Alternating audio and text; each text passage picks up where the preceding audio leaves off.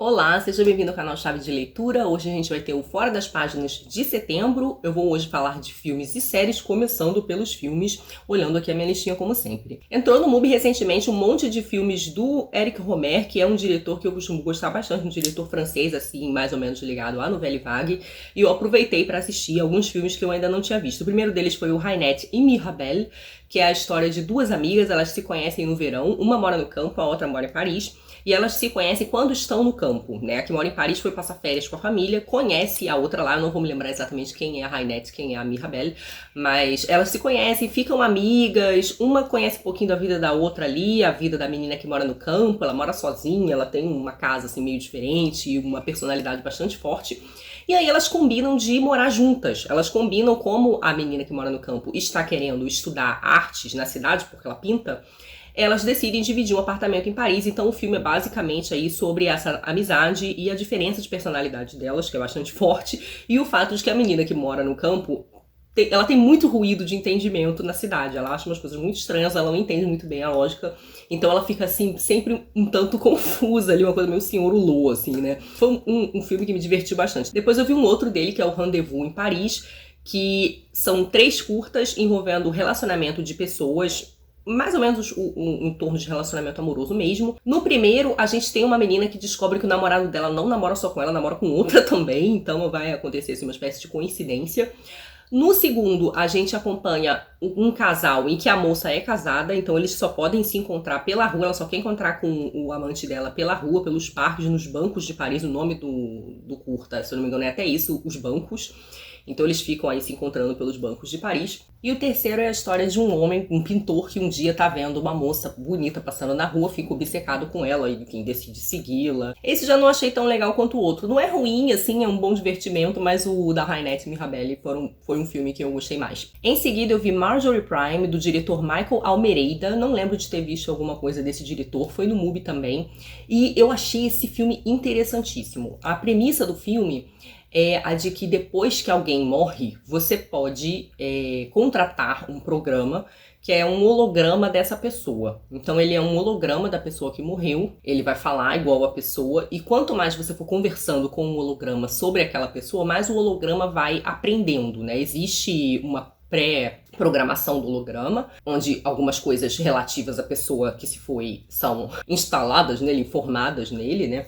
Carregadas, não sei direito qual seria a expressão, mas você pode ficar ali conversando com esse holograma. No ponto em que o filme começa, a gente tem um casal, e esse casal vive com a mãe da moça, né, que é uma senhora idosa.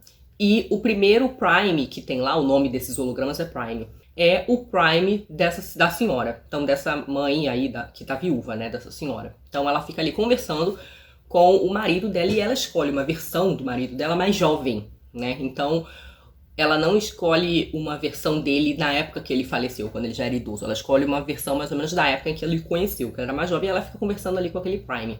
O problema é que outras pessoas começam a falecer e vão aparecendo outros Primes nessa família. É muito interessante a discussão que o filme faz sobre o que a gente conhece uns dos outros, né? As ficções que nós criamos. E isso parte do fato de que os Primes, eles vão acumulando ali informações sobre a vida de alguém, mas que é uma informação meio terceirizada, porque ela é uma informação que alguém contou, né? E isso pode ser mudado, isso pode ser transformado. Se eu não me engano, Marjorie já é a senhora, né?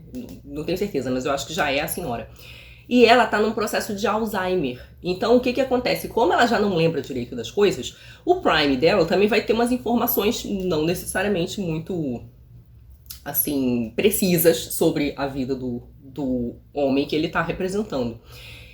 E aí as discussões que esse filme permite são muito boas, sobre essa coisa das coisas em que a gente acredita, as histórias que a gente conta e as percepções que a gente tem da realidade, né? Como a nossa memória já é, de certo modo, uma historinha. Esse é um filme que eu gostei demais, eu recomendo muito. Bom, depois então eu vi o Blonde, do Andrew Dominik, que saiu na Netflix, inspirado no livro da Joyce Carol, que a gente discutiu aqui no canal. Vou deixar aí em algum lugar o link das resenhas, né? Eu fiz dividido pelos volumes, como saiu no Brasil, volume 1 e 2, eu vou deixar os links das resenhas aí pra quem quiser acompanhar. E eu achei o filme bem problemático, tá? Eu só conheci o Andrew Dominik dos filmes que ele fez sobre o Nick Cave, que são umas espécies de documentário musicais, então assim, não tem muito roteiro, assim, a gente sabe que essas coisas têm roteiro também, mas assim, não é uma historinha sendo contada, é meio a vida de um artista sendo mostrada. E o filme, ele é bem esquisito, porque assim, por mais que ele tenha mais de 3 horas, ele faz escolhas de roteiro, o que mostrar, que tornam a vida da Marilyn um tormento incessante, né? O livro da Joyce Carol Oates tem quase 900 páginas, a gente tem ali um desenvolvimento longo de personagem, e as escolhas estéticas que a Joyce Carol Oates faz, inclusive quando ela mescla estilos narrativos, é muito bem pensada, tá muito bem encaixada com a história da Marilyn. Então são variações estilísticas que ajudam a contar a história da Marilyn. O que acaba acontecendo no filme é que o diretor, ele não faz uma boa construção de personagens. A gente começa vendo a Marilyn sofrendo quando criança e termina vendo a Marilyn sofrendo no final. O tipo de coisa que ele decidiu mostrar e o modo como ele decidiu mostrar acaba fazendo com que a história da Marilyn se torne uma longa tortura, né? Então, o filme acaba acenando para uma certa... Ele pode ser lido como uma certa fetichização do sofrimento da Marilyn Monroe, né? Então, é um filme muito incômodo, eu tenho visto muita gente reclamando dele.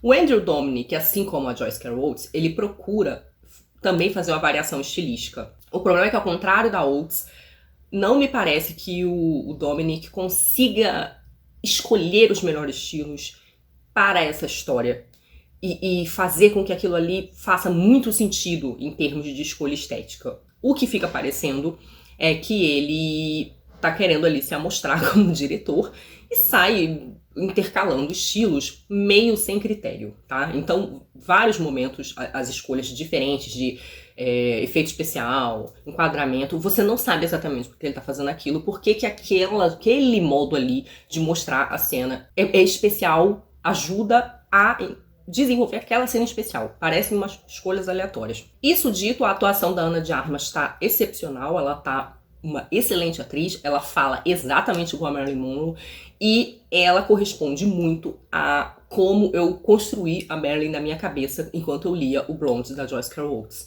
Eu acho que a Ana de Armas merece inclusive premiações por essa atuação e eu só fico com muita pena porque foi uma atuação que poderia ter sido melhor ou ter sido encampada ali por um filme melhor feito, que eu não acho que é o caso do Blonde filme, tá? Eu, inclusive, me pergunto se as pessoas que não leram o Blonde como eu... E assim, eu li o Blonde recentemente, então eu tô com a personagem da Oates muito cristalizada na minha cabeça. E uma coisa importante, gente, é que assim, o romance da Oates é ficção, assim como o filme do Andrew Dominik, tá? Nenhum dos dois se pretende a ser uma biografia mesmo da Marilyn, né? Eles fazem ali escolhas muito específicas, tá? Inclusive, as escolhas sobre como a morte da Marilyn ocorreu, elas variam, né? A Oates segue um caminho e o Dominik segue outro caminho. Mas eu me pergunto se alguém que não leu o livro se a pessoa vai entender o filme. E eu acho que a coisa mais grave do filme para uma pessoa que não leu o livro do Blonde e que pode incomodar bastante esse espectador é, de fato, o desenvolvimento do personagem. Porque assim, a gente conhece a Marilyn por ela ser uma atriz famosa, né? Mas ali no filme se pretende mostrar a vida dela, ou um recorte da vida dela, ou uma versão da vida dela, e como construção de personagem eu achei muito ruim. Porque basicamente o que a gente tem é uma mulher muito bonita, apanhando, sendo torturada, sofrendo muito do início ao fim do filme. Então o filme, para mim, não funcionou. Esses então foram os filmes de setembro, vamos agora para as séries, tá? Eu comecei assistindo Pacto Brutal na HBO Max, eu demorei pra caramba pra assistir essa série. Ela é a série que fala sobre o assassinato da Daniela Pérez. Eu era criança quando isso aconteceu. É um caso que ficou muito marcado na minha vida. A Daniela Pérez, na época, fazia uma personagem de novela.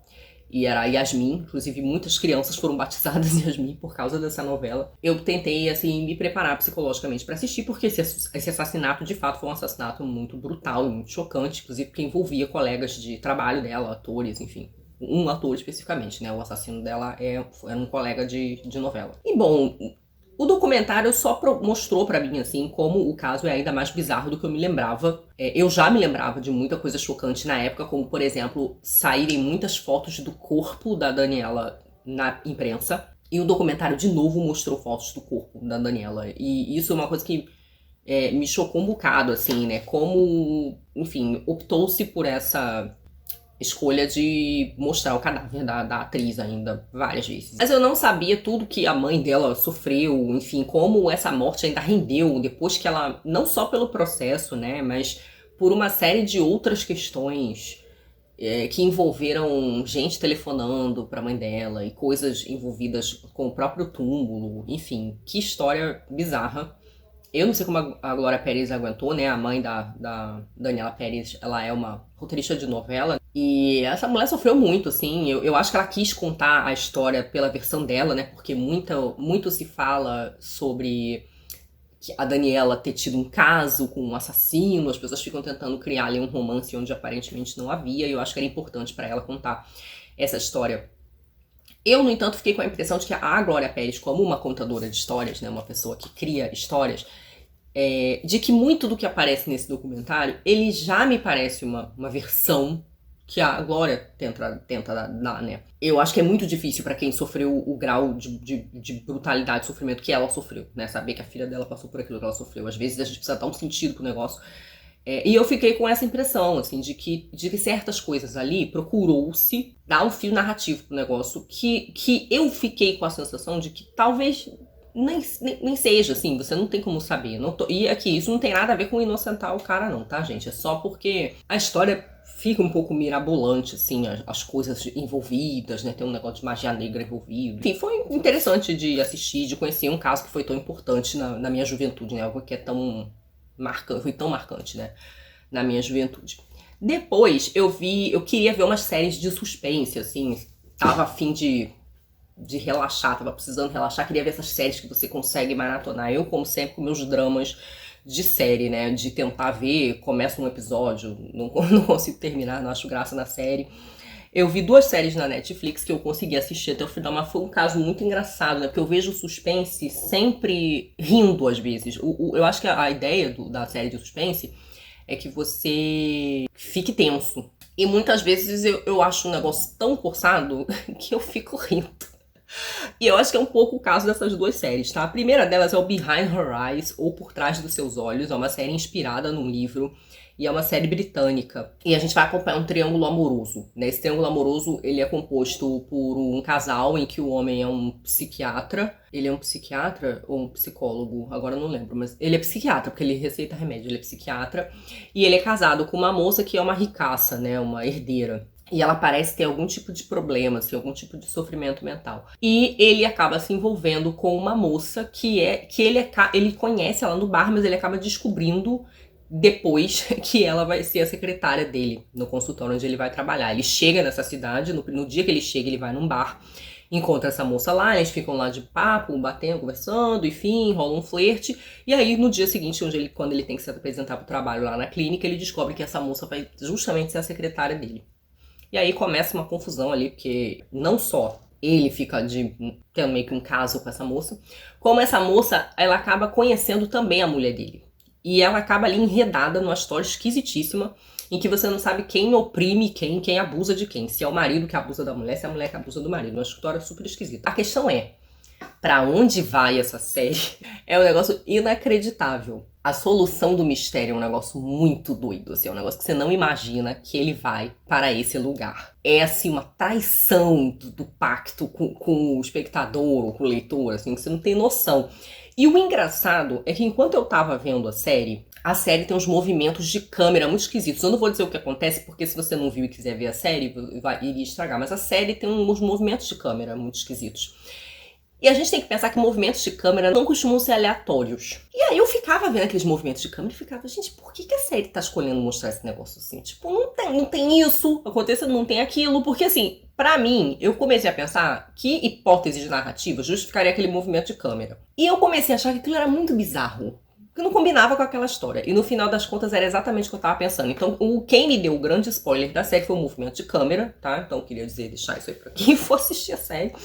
Mas no final, quando você descobre o que é, você fica, não é possível. Porque assim, não só o negócio muda totalmente de âmbito que tá acontecendo, né? Que você acha que é de um âmbito, você descobre que é de outro, como é muito improvável. Assim, a tese do que acontece ali é muito improvável. O negócio vai pro mágico, assim, sabe? Pra resumir, assim, um pouquinho, tá? Então, em resumo, mas eu ri.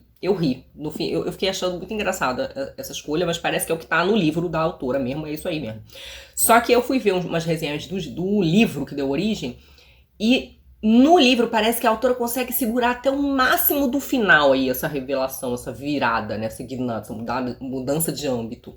Enquanto que eu acho que a série, por causa desses movimentos de câmera, ela vai se entregando mais rápido, mais cedo. Depois eu vi uma outra série também, acho que dá pra dizer que é de suspense na Netflix, que é o Ninguém Pode Saber, que é uma série com a Toni Collette, que é uma atriz que eu adoro.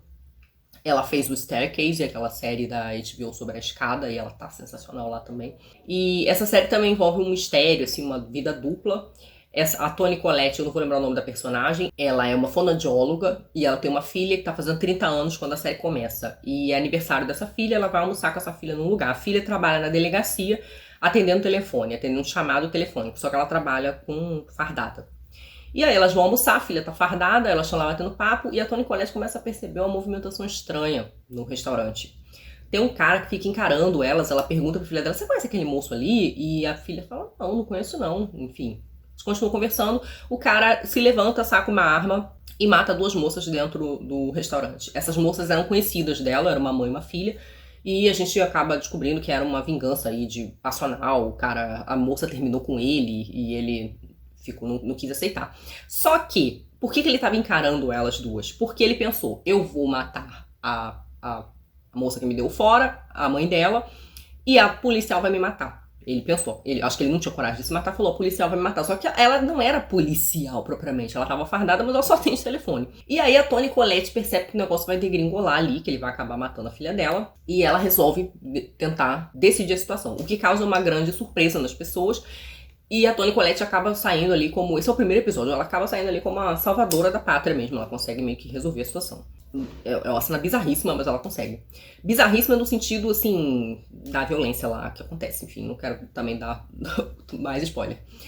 Então, o que acontece é que a menina policial, ela vai perceber que tem alguma coisa da mãe dela que ela não sabe. Porque pelo modo como a mãe agiu, o modo como ela conseguiu ler a cena, como ela conseguiu lidar com o assassino, e tudo que vai acontecer depois desse primeiro dia, ela vai percebendo que a mãe dela tem coisas da mãe dela que ela não sabe, né? Tem coisas da mãe dela que ela vai, enfim, tentar descobrir.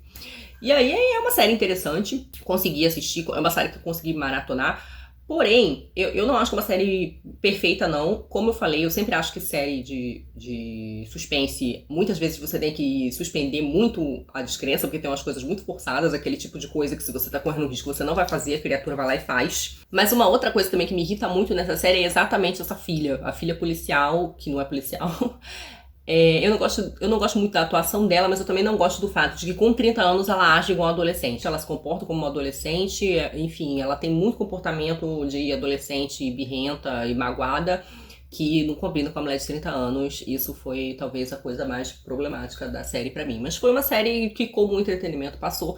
Consegui assistir, consegui maratonar e foi um bom entretenimento, eu diria. Eu tô vendo ainda, né, o House of the Dragon, que eu comentei no final de agosto. É uma série que eu tô gostando bastante, apesar dela estar um pouco corrida, né?